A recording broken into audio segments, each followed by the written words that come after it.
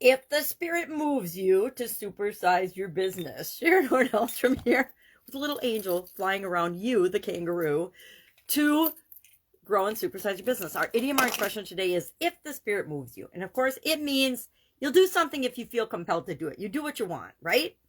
It was used by the Quakers to discuss, and in the doctrine of the Quaker belief, that it was in reference to the Holy Spirit. And the Holy Spirit invites us or moves us to behave or act or say certain things or behave in a certain way. So what does this have to do with building and growing and supersizing our business? If the spirit moves you. Well, a couple of things come to mind. 5 ways. I'll talk about 5 ways that we need to, as entrepreneurs and business owners, use our spirit and what we want to do and don't want to do to grow and supersize our business.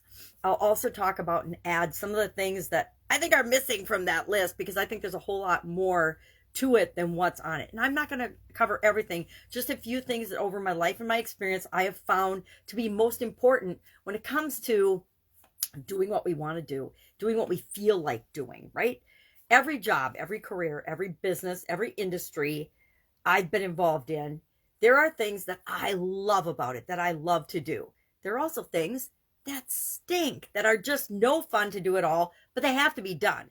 Early on in building our businesses, often we have to do some of those things that we don't like to do. But as we grow and build and supersize our business, we add resources in terms of people and systems and automation and technology these days to take over those tasks that we are not thrilled about doing, that the spirit doesn't move us to do, but still are essential for operating and growing our business.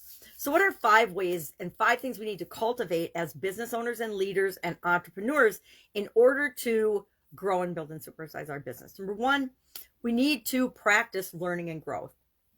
I am surprised at how many people I still run across these days that don't have a lifelong learning mentality and belief, and that they need to grow and change and improve in different ways as their business grows and changes and improves. I think I've mentioned before that every time my business growth has stalled in different industries, in any industry I might have been involved in, it has been because I am in some way, shape, or form being the bottleneck. Maybe I don't have the experience or the knowledge or the desire to go beyond a certain stage, and I am stopping growth because I am personally not growing in that area, or I am personally not willing to bring in resources to help us grow in the areas that we need to grow in.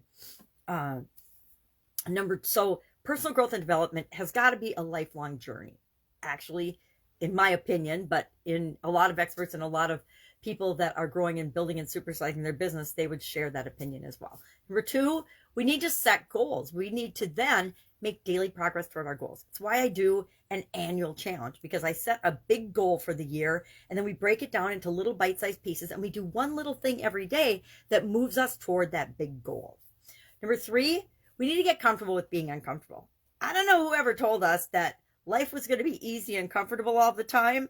And I remember being younger and thinking, my number 1 goal and objective is to be comfortable. I just want to be comfortable. And then I realized that I could be comfortable, but then I'd get really uncomfortable in my being comfortable because I was stuck in my comfort zone and I wanted to grow and expand and create and do and be and have more.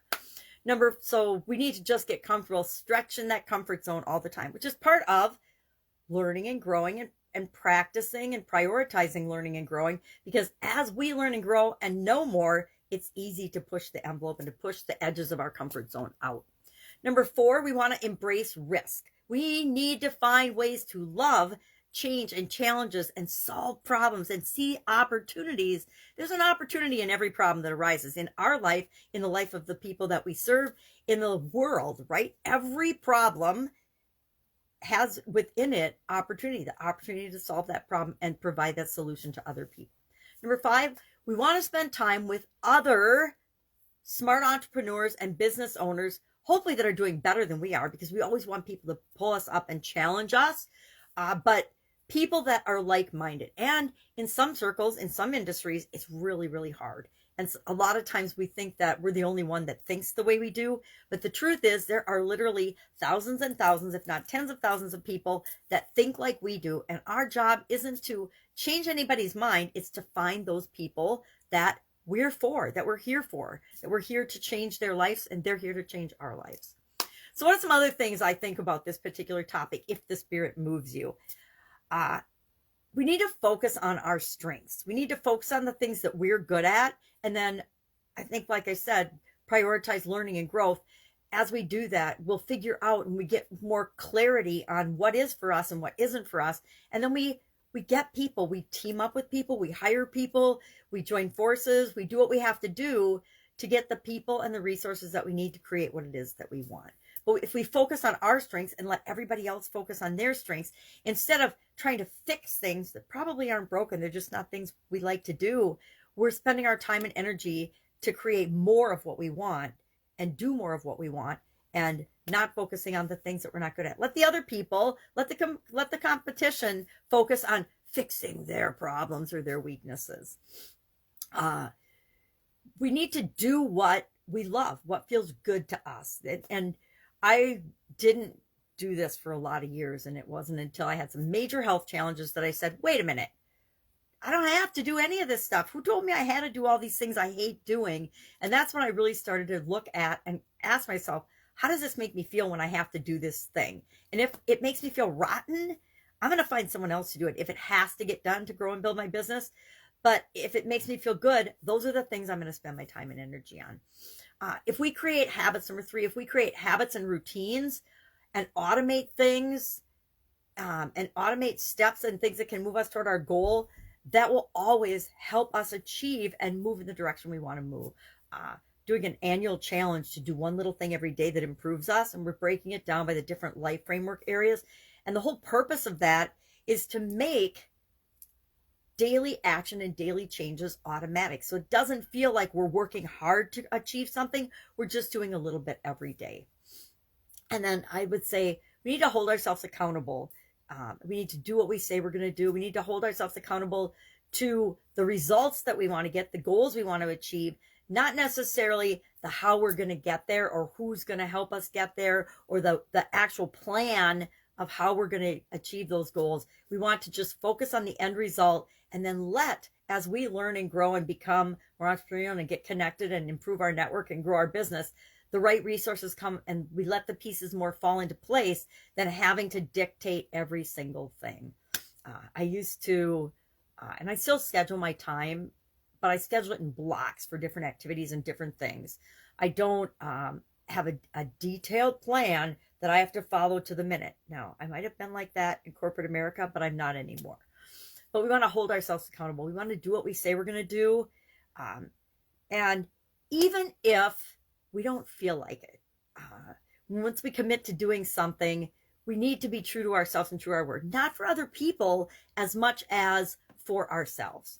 And then I think the biggest thing to remember in all of building and growing and supersizing our business is the power of you as the central force for creating what it is that you want to see in the world. It's up to you. Let other people create what they want in the world. You get to create whatever you want in the world. And I, like so many people, choose to do that through business endeavors, because businesses impact in a positive way when we're making the world a better place so many people, and can absolutely positively move the world in the direction we want it to go. Unlike politics and politicians and governments, businesses and business owners, not giant corporations that are manipulating people, but true entrepreneurial spirit businesses are what move the world and make the world a better place, at least in my thought and observations of the world. So love to know your experience with this particular idiom, if the spirit moves you. I don't know that I've ever said, if the spirit moves you, do it. I've definitely said, do what you want to do what's right for you. But if the spirit moves you, probably haven't used that one. Maybe I will moving forward, and maybe in this year, but we'll see. We'll see if it's me or not. That's it. Have an awesome day. If I can help you anyway, let me know. We're talking about spiritual well-being idioms for the month of April. As we do the annual challenge, I'm linking the two a little bit together in my mind to make it easier. I suppose I could have done actions speak louder than words, but I think I'll do it tomorrow. I haven't done it. I actually did it before in December 2020, which is probably why I didn't choose to do it today, because that was our topic for the annual challenge was show, don't tell. You know, your actions speak louder than words, and how does that apply? So maybe we'll talk about that one tomorrow. All right. Have an awesome day, and I'll be with you tomorrow.